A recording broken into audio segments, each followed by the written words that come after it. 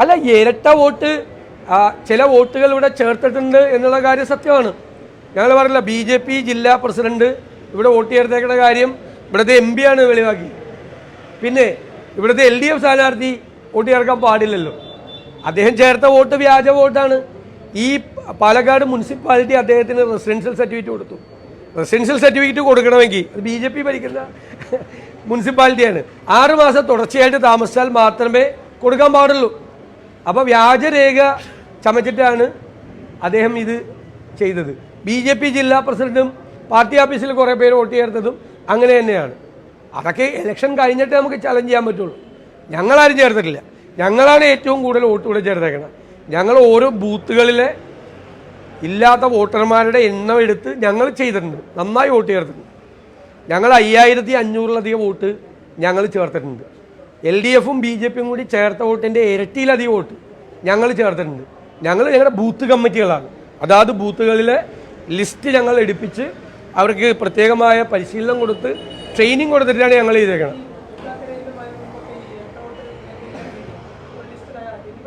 ഉറപ്പായിട്ട് ചെയ്യും. ഇവിടെ ഞങ്ങൾ ഇലക്ഷൻ്റെ തലേന്ന് തന്നെ ആ ലിസ്റ്റ് തയ്യാറാക്കി ഇലക്ഷൻ്റെ അന്ന് രാവിലെ മരിച്ചുപോയവരുടെ പേരുകൾ, ഓരോ ബൂത്തിലെയും മരിച്ചുപോയവരുടെ പേരുകൾ, ഒരു കാരണവശാലും ഇവിടെ വരാത്ത ആളുകളുടെ പേരുകൾ, വരില്ല എന്ന് ഉറപ്പുള്ള ആളുകളുടെ പേരുകൾ, 3 വേറെ മണ്ഡലത്തിൽ വോട്ടും ഇവിടെ വോട്ടുള്ളവരുടെ പേരുകൾ, അത് 3ഉം അടയാളപ്പെടുത്തി ഞങ്ങൾ പ്രിസൈഡിങ് ഓഫീസർക്ക് ഞങ്ങളുടെ ബൂത്തിലെ ഏജൻറ്റുമാർ കൊടുക്കും.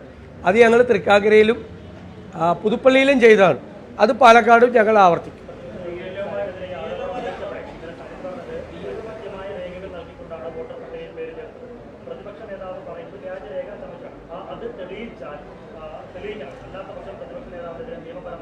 അല്ല, നിയമപരമായിട്ട് പോവുക. എന്നെ പേടിപ്പിക്കുകയാണ്. നിയമപരമായിട്ട് നടപടി ഞാൻ അന്വേഷിക്കാതെ ഒരു കാര്യം പറയില്ല. നിങ്ങൾക്കറിയാമല്ലോ, അദ്ദേഹം 3 മാസം പോലും ആയിട്ടില്ല ഇവിടുത്തെ ഒരു വാടക വീട്ടിൽ താമസിക്കാൻ തുടങ്ങിയിട്ട്. അതിനു മുമ്പ് അദ്ദേഹത്തിൻ്റെ ഭാര്യയുടെ പേരിലൊരു വീടുണ്ടായിരുന്നു. അത് വാടകയ്ക്ക് കൊടുത്തേക്കാണ്. അവിടെ അദ്ദേഹം താമസിച്ചിട്ടില്ല. അതവിടെ വാടകയ്ക്ക് കൊടുത്തേക്കാണ്.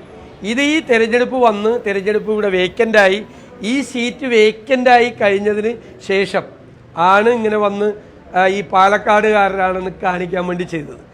തെരഞ്ഞെടുപ്പിൽ നിങ്ങൾ ചോദിച്ചോ, വില്ലേജ് അതോറിറ്റീസിനോട് ചോദിച്ചോ, താലൂക്കിലെ ഇലക്ഷൻ അതോറിറ്റീസിനോട് ചോദിച്ചോ, ഒരാൾക്ക് റെസിഡൻഷ്യൽ സർട്ടിഫിക്കറ്റ് കൊടുക്കണം, അയാൾ ഇവിടെ സ്ഥിരതാമസക്കാരനാണ് കൊടുക്കണം. അതിന് ഈ സർട്ടിഫിക്കറ്റ് കൊടുക്കുന്നതിന് മുമ്പുള്ള 6 മാസമെങ്കിലും തുടർച്ചയായിട്ട് താമസിക്കണം അവിടെ. ഞാൻ അദ്ദേഹത്തിൻ്റെ പത്നിയെക്കുറിച്ച് പറയില്ല, അവർ വിദേശത്താണ്.